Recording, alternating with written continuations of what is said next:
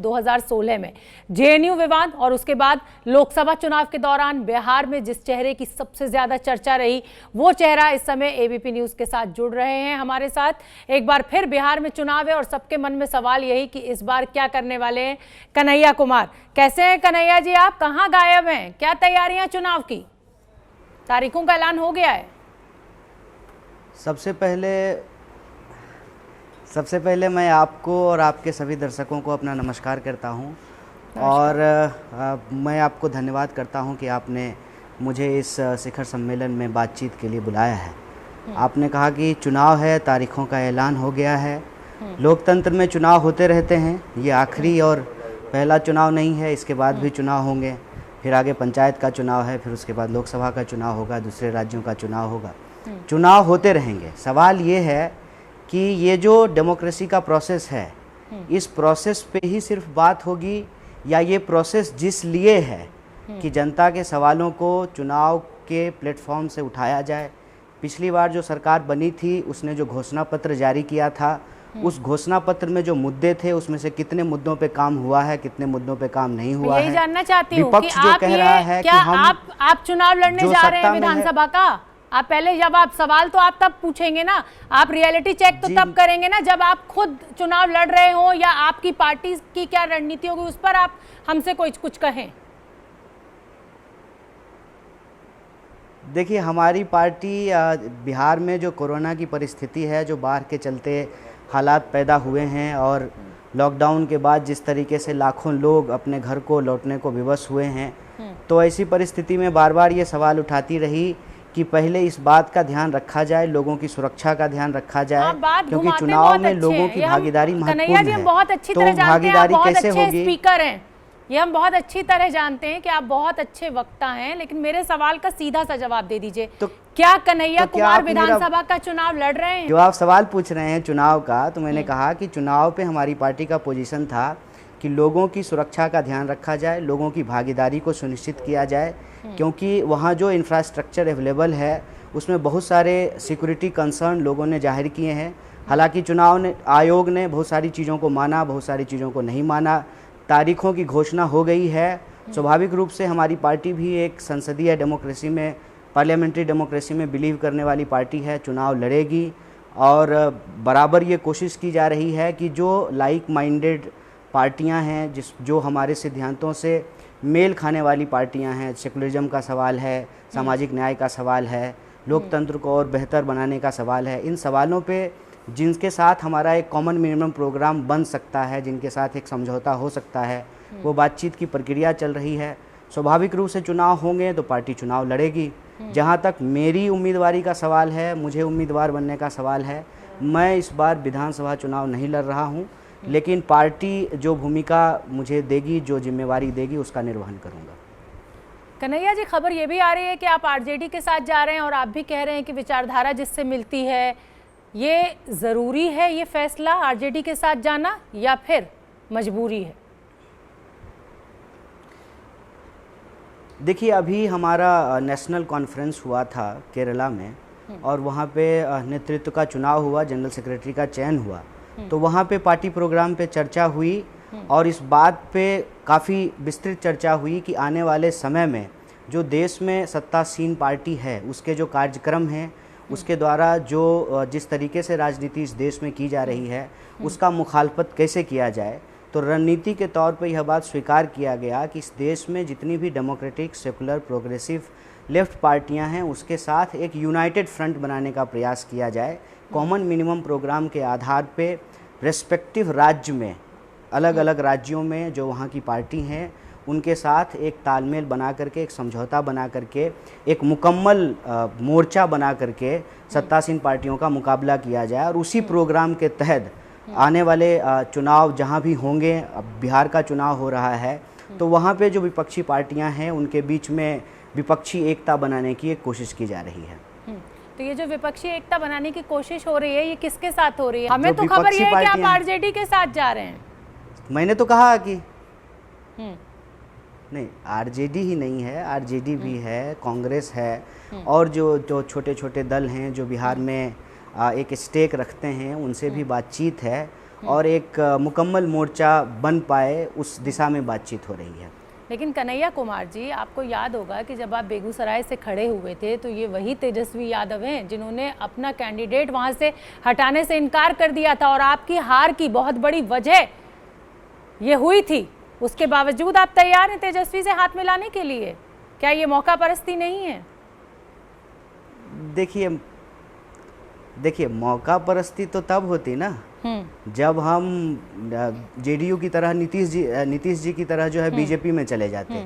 इसको मौका परस्ती कहते हैं। जो लोग विपक्ष में बैठे हुए हैं, जो सत्ता से बाहर हैं, उनके साथ तो एक एकता बनाने का प्रयास करना ही चाहिए। ये तो एक बुनियादी चीज़ है। रही बात मेरी उम्मीदवारी का, मेरे चुनाव का, लोकसभा सीट का, बेगूसराय का, तो लोकतंत्र की प्रक्रिया में ये सब होते रहता है। ठीक है, चलिए अब लोकतंत्र में विरोध करने के लिए जनाधार जरूरी है। जेएनयू आंदोलन से आप चमक तो गए, लेकिन जो गढ़ था लेफ्ट पार्टियों का बिहार, वहां की राजनीति में वहां आप कोई जनाधार नहीं बना पाए। आगे की रणनीति क्या होने वाली है कन्हैया कुमार की? किन मुद्दों से आजादी की बात अब करेंगे आप अपने चुनाव प्रचार में? करता हूं। देखिए मैं आपकी बात से सहमत हूं कि लेफ्ट पार्टियों का जो बेस था बिहार में वो कमज़ोर हुआ है। अपनी आलोचना स्वीकार करने में कोई दिक्कत नहीं है, वो बेस कमज़ोर हुआ है। उसकी कई वजहें हैं, उस वजह में मैं नहीं जाना चाहता हूँ। लेकिन चुनाव जब हम लड़ने के लिए गए तो जिन मुद्दों को उठाया, आज भी हम उन मुद्दों पे बात करते हैं। और चुनाव हारने के बाद भी कैसे जनता को संगठित किया जाए, आंदोलन खड़ा किया जाए, इस पे हमारा ध्यान केंद्रित रहता है। हम बार बार कहते हैं कि हम जो आज़ादी की बात करते हैं वो देश से आज़ादी की बात नहीं कर रहे हैं। देश में जो हमारी समस्याएं हैं, आम लोगों की समस्याएं हैं, आपकी समस्याएं हैं, उन समस्याओं से हम आज़ादी चाहते हैं। कन्हैया जी, आप मोदी से आज़ादी की भी बात करते हैं। देखिए वो, और ये तो अब आप ये तो जानते ही होंगे ना कि देखिए बतौर स्पीकर आपको एंटी मोदी की बातें करने के लिए ही बुलाया जाता है। आप सेमिनार करते हैं, उसमें आप खूब जोर शोर से मोदी जी के खिलाफ मोर्चा खोलते हैं। तो आपको स्पीकर और नेता का फर्क तो मुझे लगता है भली भांति पता होगा। मोदी एक नेता है, अभी आप नेता नहीं बन पाए, अभी आप स्पीकर तक ही सीमित रह रहे हैं। जी, मुझे शायद नेता बनना भी नहीं है। मैं एक नागरिक का फर्ज निभा पाऊँ, मैं समझता हूँ इसी में मेरे जीवन की सार्थकता है। और मोदी जी से कोई व्यक्तिगत दुश्मनी नहीं है। मोदी जी देश के प्रधानमंत्री हैं, जनता ने उनको देश का प्रधानमंत्री बनाया है। और बतौर नागरिक प्रधानमंत्री से सवाल करना ये नागरिक का धर्म है। ये जो सवाल आप उठाते हैं बिल्कुल आपका अधिकार है, आपको उठाने चाहिए। लेकिन ये सवाल सिर्फ सेमिनार में ही क्यों उठाते हैं? बिहार की जमीन पर उतरकर क्यों नहीं उठाते हैं? क्यों आप नहीं दिखाई दे रहे हैं? कोरोना काल, इतना बिहार पीड़ित, बाढ़ का इतना बड़ा संकट, कन्हैया कुमार हमें जमीन पर दिख नहीं रहे, पलायन का संकट, कन्हैया जी हमें कहीं दिखाई नहीं दिए बिहार की जमीन पर। नहीं, ये बिल्कुल गलत बात है। मैं आपको बता दूं कि चुनाव हारने के बाद हमने बिहार के 38 जिला में जिला घूम करके, गांव घूम करके जनगण मन यात्रा आयोजित की। और मैं आपकी जानकारी के लिए बता दूं कि बिहार में भाजपा भी सरकार में शामिल है। पूरे देश में ऐसा पहली बार हुआ कि जहां भाजपा का शासन हो, उस विधानसभा में अनअपोज्ड तरीके से एनआरसी के खिलाफ रेजोल्यूशन पास किया गया। रही बात कोरोना की, कोरोना में लॉकडाउन के अपने नियम थे, अपने प्रावधान थे। उन नियमों का पालन करते हुए लोगों की जो मदद की जा सकती है अपने लिमिटेड कैपेसिटी में, हम लोग वो मदद कर रहे थे। और चुनाव की घोषणा नहीं हुई थी तब भी हमारे लोग, हमारे साथी, हमारे परिचित, जानकार बाहर के समय में भी लोगों के बीच में जाकर के काम कर रहे थे। लगातार ये कह भी रहे हैं कि कन्हैया कुमार को नेता नहीं बनना है। जब नेता नहीं बनना है तो कन्हैया कुमार चुनाव क्यों लड़ते हैं? कन्हैया कुमार इस तरह से जमीन पर जाकर नारे क्यों लगाते हैं? और जिस जनाधार की बात मैं कर रही हूं, मैं आपको याद दिलाना चाहती हूं कि 2015 में 98 सीटों पर आपकी पार्टी ने चुनाव लड़ा था और जिसमें से 96 पर आपकी जमानत भी जब्त हो गई थी। नहीं, फिर आप गलत सूचना दे रही हैं मैडम जी, बिल्कुल गलत बात है। लोग तो मेरे बारे में भी कहते हैं कि हमारी जमानत जब्त हो गई, जो साफ साफ झूठ बात है। मेरी जमानत जब्त नहीं हुई। लेकिन व्हाट्सएप मैसेज के आधार पे अगर गलत सूचना लोगों तक पहुंचाई 1.36% जाएगी, वोट आपको ये तो मिला गलत था। बात है। मैं बिल्कुल लेकर ऐसा बैठी नहीं है। हुई हूँ कन्हैया कुमार जी, मैं गलत सूचना नहीं दे रही हूँ, ये मैं लेकर बैठी हुई हूँ। कितना वोट मिला था मुझे बेगूसराय में? 1.36%। अच्छा बता दीजिए मुझे बेगूसराय में कितना वोट मिला था? मैंने ये तो नहीं कहा कि आपकी जमानत जब्त हो गई थी। मुझे बेगूसराय में कितना वोट मिला था? मैंने ये तो नहीं कहा कि आपकी जमानत जब्त हो गई थी। हाँ, मैं पूरी पार्टी की बात कर रही हूँ, मैं जनाधार की बात कर रही हूँ। लोकतंत्र में जब विरोध की बात करते हैं तो जनाधार जरूरी होता है, मैं ये बात कर रही हूँ। तो आप उलझाइए मत ये मुझे। तो हम स्वीकार ही कर रहे हैं ना, इससे हम कहाँ इनकार कर रहे हैं, इससे हम कहाँ इनकार कर रहे हैं कि मोदी जी देश के प्रधानमंत्री बने हैं, जन समर्थन उनको मिला है, वो देश के चुने हुए प्रधानमंत्री हैं, और जो विपक्षी पार्टियां हैं उनका जनाधार कमजोर हुआ है। ये बात मैंने कहाँ अस्वीकार की है।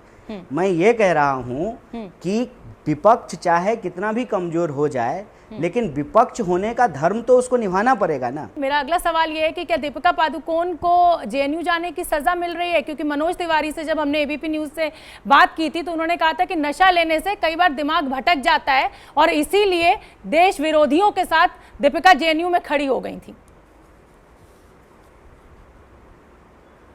देखिए, सबसे पहली बात तो यह है कि मैंने आपके ही चैनल के एक पत्रकार को, काफ़ी जहीन पत्रकार हैं, उनसे जो है मैंने इस संबंध में चर्चा की और उन्होंने मुझे बताया कि मनोज तिवारी जी का बयान ये है कि वो जेएनयू गई या तो इसलिए नशा लेने करने लगी या वो नशा करती थी इसलिए जेएनयू गई। तो इस पे मेरा जो है साफ साफ जवाब था कि ये एक इंस्टीट्यूशन को बदनाम करने की साजिश है। जबकि रियलिटी क्या है? रियलिटी ये है कि हर साल सरकार उस यूनिवर्सिटी को बेस्ट यूनिवर्सिटी का खिताब देती है, राष्ट्रपति का बेस्ट यूनिवर्सिटी का पुरस्कार उसको मिलता है। अभी जो यूनिवर्सिटी की रैंकिंग आई है उसमें भी वो टॉप यूनिवर्सिटी में शामिल है। आप किसी भी मंत्रालय में चले जाइए, वहाँ जो आपको सीनियर सचिव मिलेंगे, आपको जो सेक्रेटरीज मिलेंगे वो जेएनयू से पढ़े हुए मिलेंगे। देश के अलग अलग जिलों में आप घूम करके देख लीजिए, आपको डीएम जेएनयू से पढ़े हुए मिलेंगे। आप अलग अलग विषय के एक्सपर्ट को उठा करके देख लीजिए, आपको जेएनयू से पढ़े हुए लोग मिलेंगे। तो ये एक इंस्टीट्यूशन को बदनाम करने की साजिश है। जहाँ तक सवाल कन्हैया जी, समस्या एक और है, ये तो आपने कहाँ कुछ हुआ मैडम, कहाँ कुछ हुआ? मैं यही कह रहा हूँ, 4 साल हो गया, ये 16 की घटना है, 2020 में हम बैठे हुए हैं, अभी तो जा करके उसमें चार्जशीट का परमिशन हुआ है, उसका ट्रायल नहीं शुरू हुआ है। और वो मास्क मैन, अभी मतलब कोरोना के चलते लोग मास्क लगा रहे हैं, वो मास्क मैन कहाँ से आए थे, नारा लगा करके कहाँ भाग गए, उनकी आज तक गिरफ्तारी नहीं हुई है। मैडम, क्यों हम लोग मुद्दों को भटकाते हैं? क्यों हम जानबूझ करके ऐसी फर्जी बहस खड़ा करते हैं जिससे देश की जनता का कुछ नहीं हो सकता है? मैं ये कह रहा हूँ कि ये मुद्दा है, इस पे बात होनी चाहिए। कौन नशा ले रहा है, कौन नारेबाजी किया है, ये सब मुद्दा भटकाने की बात है। इस देश में कानून है। कन्हैया जी, आंदोलन खड़ा कीजिए ना, सड़कों पर आइए ना, सरकार से सवाल पूछिए ना, किसने मना किया है आपसे?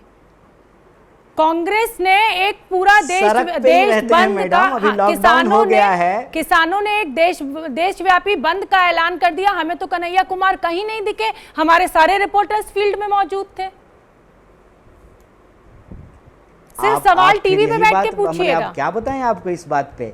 वो जो पूरा पूरा आंदोलन जो वो हो रहा है, उस आंदोलन में ऑल इंडिया किसान सभा शामिल है। आपके रिपोर्टर अगर गए हैं तो उनसे विजुअल मंगा लीजिए कि उसमें ऑल इंडिया किसान सभा के लोग शामिल हैं कि नहीं है। मैं एक पार्टी का मेंबर हूं, हमारी पार्टी का अलग अलग संगठन है, मजदूरों का संगठन है। 23 तारीख को पूरे देश में मजदूरों का आंदोलन हुआ, 25 तारीख को पूरे देश में किसानों का आंदोलन हुआ, 28 तारीख को फिर पूरे देश में किसानों का आंदोलन होगा। उससे पहले जो है कोयला फील्ड में, कोल फील्ड को जिस तरीके से निजीकरण किया जा रहा है उसके खिलाफ हड़ताल हुए। उससे पहले विद्यार्थियों ने बेरोजगार नौजवानों ने बेरोजगारी के खिलाफ आंदोलन किया।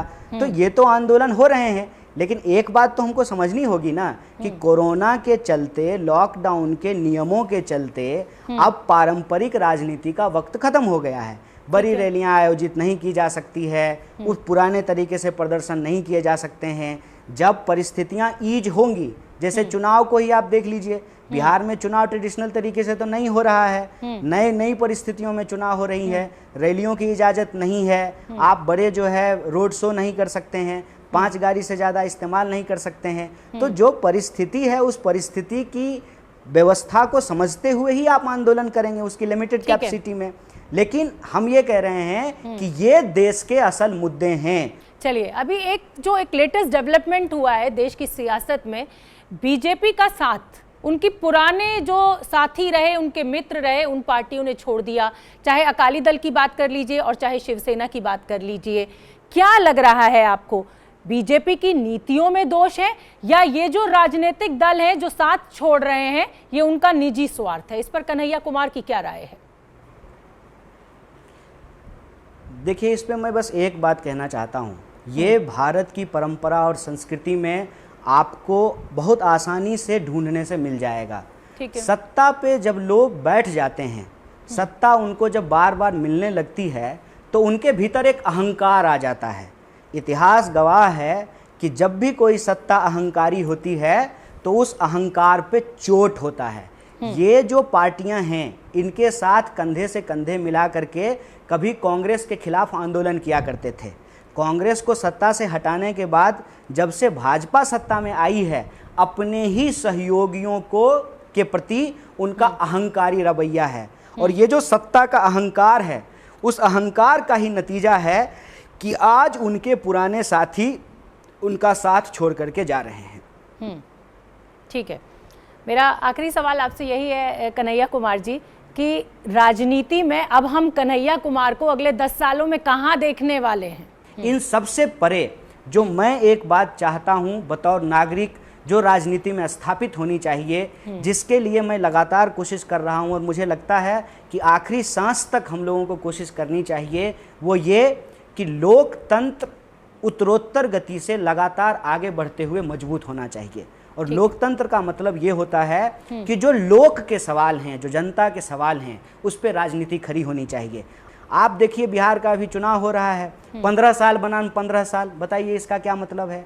आज जो बिहार के लोग झेल रहे हैं उन मुद्दों पे बात होनी चाहिए। बाढ़ का निदान क्यों नहीं हो रहा है? किसानों को उनके फसल का दाम क्यों नहीं मिल रहा है? क्यों बिहारी लोगों को अपना घर परिवार छोड़ करके दूसरे राज्यों में काम करना पड़ता है? मजदूरी करते हैं, मेहनत करते हैं और साथ में अपमानित भी होते हैं। आप दिल्ली में रहे हैं, हम भी दिल्ली में पढ़े हैं। हर बात के लिए एक गाली के तौर में बिहारी शब्द का इस्तेमाल किया जाता था। तो ये परिस्थिति बदले, हमारे राज्य में रोजगार के अवसर हों, विकास के मुद्दों पे बात हो और जनता के जो बुनियादी सवाल हैं उसके इर्द गिर्द राजनीति खड़ा करना, जनता को इकट्ठा करना, उसके लिए संघर्ष करना। और उसी संघर्ष का एक रणनीति है कि जब जरूरत पड़ेगी तो चुनाव भी लड़ेंगे। मैं और मेरी राजनीति बिल्कुल स्पष्ट है, हम सत्ता और शक्ति के साथ नहीं, निर्बल और आम लोगों के साथ खड़ा होने का प्रयास करते रहेंगे। चलिए, हमारी बहुत बहुत शुभकामनाएं कन्हैया कुमार जी आपको, और ऐसे ही आगे बढ़ते रहिए और जिस नई राजनीति का सपना आप देश को दिखा रहे हैं, बिहार को दिखा रहे हैं, उस पर आगे बढ़ें। बहुत बहुत धन्यवाद।